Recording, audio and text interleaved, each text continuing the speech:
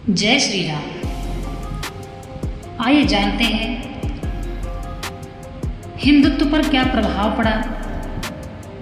आज के समय में जो आप और हम देख रहे हैं, इससे ये पता चलता है कि हिंदुत्व खत्म हो रहा है, क्योंकि एक सच्चा हिंदू का क्या लक्षण है, आइए जानते हैं। सबसे पहले तो हम बात करेंगे, यदि ब्राह्मण, क्षत्रिय, वर्ण, शूद्र, यह 4 वर्ण है, अर्थात यह 4 भाई भाई हैं। ब्राह्मण का कर्तव्य है धर्म का प्रचार करना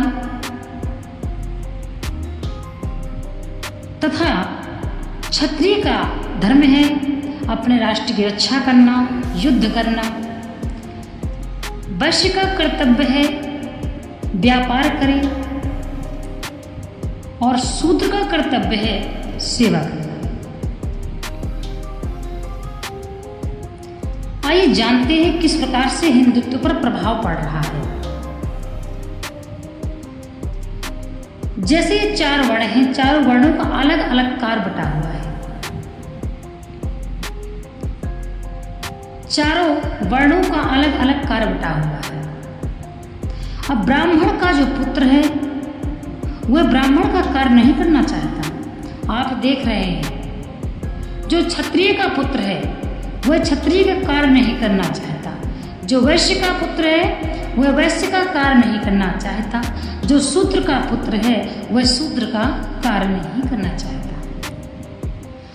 जिस प्रकार से पहले मान मर्यादा थी वह सब खत्म हो चुकी है। ब्राह्मण अपना कर्तव्य निभा रहा है, परंतु सभी नहीं। क्षत्रिय अपना कर्तव्य निभा रहे हैं, परंतु सभी नहीं। वैश्य अपने कर्तव्य निभा रहे हैं, परंतु सभी नहीं। शूद्र भी अपना कर्तव्य निभा रहा है, परंतु सभी नहीं। इससे क्या होता है कि वर्णों पर प्रभाव पड़ता है। सबसे कहते हैं ब्राह्मण पृथ्वी पर देवता का रूप है। ब्राह्मण पृथ्वी पर देवता का रूप है। अब मान लीजिए कोई ब्राह्मण है, वे कथा भागवत करते हैं और उनका पुत्र नहीं करता है। इससे क्या होता है, ब्राह्मण वर्ण पर कलंक लगता है। और क्यों नहीं लगेगा? ब्राह्मण की मर्यादा क्यों है? क्यों? ब्राह्मण के माथे पर तिलक, सिर पर चोटी होना चाहिए। ब्राह्मण को सफेद या पीले वस्त्र धारण करना चाहिए। ब्राह्मण की जो वेशभूषा है, अब वह सभी ब्राह्मण नहीं करते हैं। रह गई क्षत्रिय की बात। जब ब्राह्मण अपना कर्म नहीं करेगा तो ब्राह्मण की भी इज्जत कौन करेगा? क्यों? कलयुग में ऐसा क्यों दे रखा है कि सभी एक समान हो जाएंगे? क्योंकि ये प्रारंभ हो चुका है। जब ब्राह्मण अपना कर्तव्य से विलग्न होगा तो उसको ब्राह्मण की तरह कौन मानेगा? पिता खुद कहता है अपने पुत्र से, जो काम मैं कर रहा हूं ये काम मेरा पुत्र थोड़ी करेगा। मेरा पुत्र तो कोई अच्छा बड़ा कार्य करेगा। तो कई ब्राह्मण हैं जो कई प्रकार के बिजनेस कर रहे हैं। ब्राह्मण के कर्म से उससे कोई मतलब नहीं है। समय बदल रहा है, पूर्ति हो नहीं रही। अपूर्ति की वजह से वर्ण अपना कार्य बदल रहा है।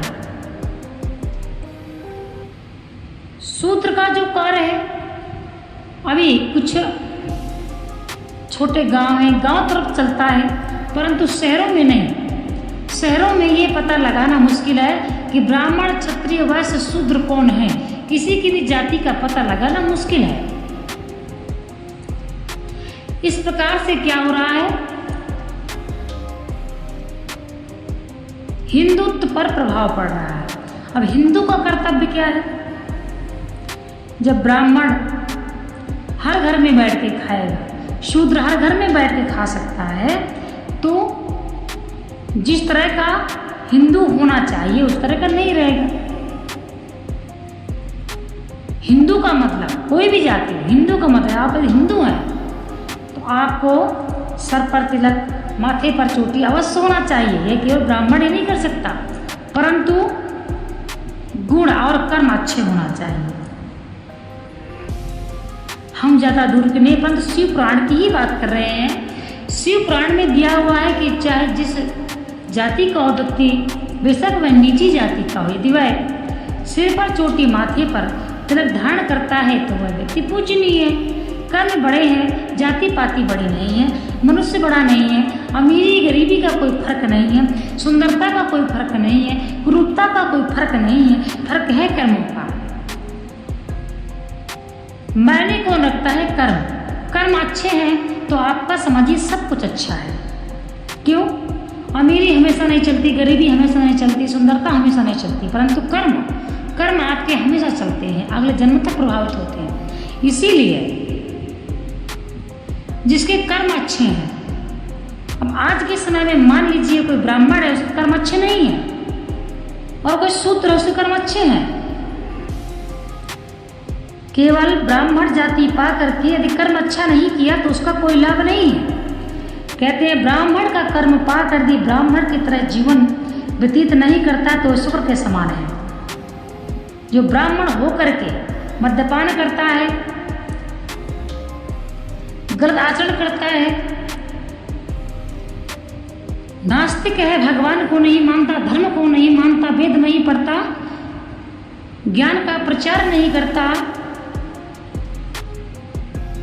उसके केवल जाति ब्राह्मण होने से कोई मतलब। ब्राह्मण का मतलब है अच्छे कर्म करो, अपने धर्म का प्रचार करो, वेद पढ़ो और दूसरों को समाज में सुनाओ। पहले केवल वेद ब्राह्मण ही पढ़ते थे और ब्राह्मण ही सभी को सुनाते थे, समझाते थे। ब्राह्मण के पास सभी सुनने आया करते थे, सबका अलग अलग कार्य था।